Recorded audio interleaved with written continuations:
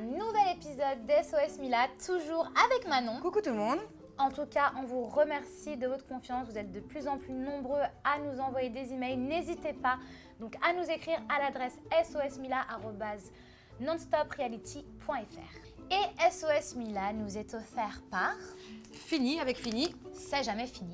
Voilà. Et moi, je te propose de trinquer avec une bouteille de cola. Allez, trinquons. Trinquons. Bah, il faut trinquer. Ah. Quel goulu. Trinque. Et vous pouvez bénéficier de moins 10% avec le code SOS10 sur l'adresse qui s'affiche en bas de votre écran.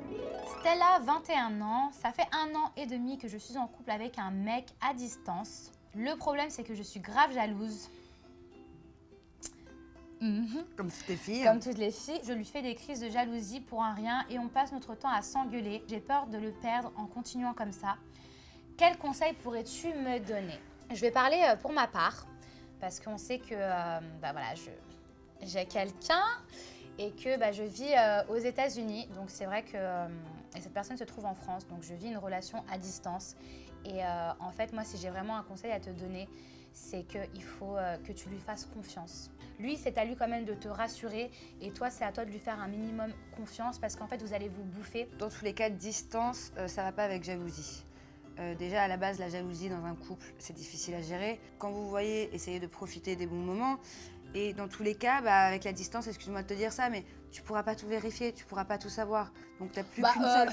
Quoi? Tu la rassures pas trop.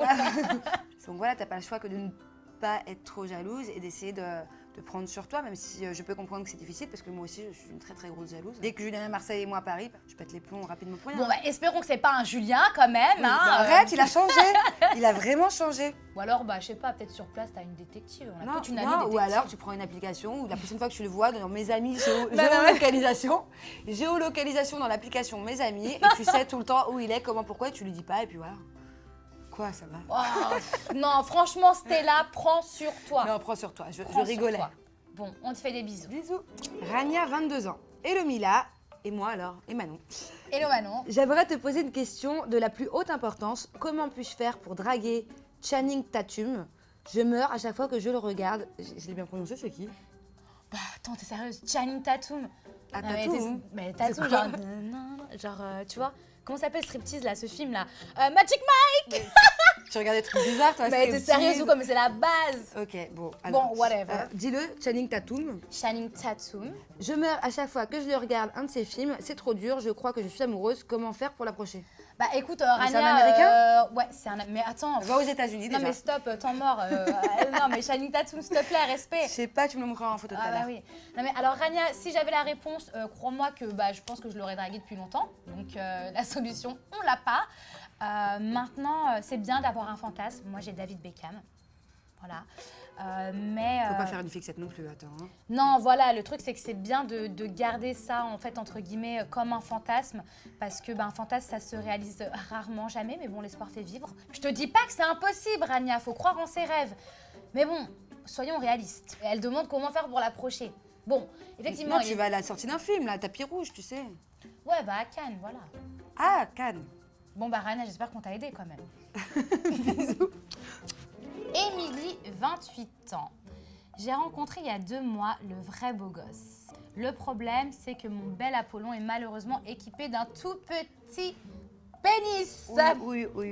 Allez, on rigole pas. Enfin, plutôt pas oui, du coup. Malgré tout, je n'arrive pas à m'imaginer le quitter pour cette raison. Je trouve ça dur pour lui, mais le sexe est important dans un couple quand même, non? Je te dirais qu'il y a des solutions dans la vie. Tu peux aller dans des magasins pour trouver des accessoires qui pourraient effectivement te combler. Il y a des sextoys pour ça, et puis par contre, encore faut-il pouvoir lui en parler. Donc sans lui dire, écoute, mon chéri, c'est trop petit, tu lui dis, est-ce qu'on pourrait pas s'amuser avec des objets? Après, quand elle dit c'est important dans un couple quand même. C'est très important. Franchement, c'est très important pour moi. C'est vraiment une des bases. Après, je vais pas m'étaler non plus parce que voilà. Mais franchement, c'est chaud, meuf. peu plus sérieusement, Amy, voilà, là on a bien rigolé, etc. Mais il faut que tu te poses aussi les bonnes questions. À toi de savoir vraiment ce que tu veux, si finalement le sexe est plus important ou si tu es capable de faire des concessions et de l'accepter tel qu'il est, tout en pimentant un petit peu votre relation. C'est pour ça que oui, il y a toujours des alternatives et du coup, d'où mon conseil de éventuellement stimuler le truc, quoi. Voilà. Trouver d'autres solutions. Exactement. En tout cas, bon courage Amy et on On te t'embrasse. fait des gros bisous. Et c'est déjà fini. Mais n'importe quoi. Avec fini, c'est jamais fini, t'as oublié ou quoi? Avec fini, effectivement, c'est jamais fini. Mes petits chats, on se retrouve très très vite dans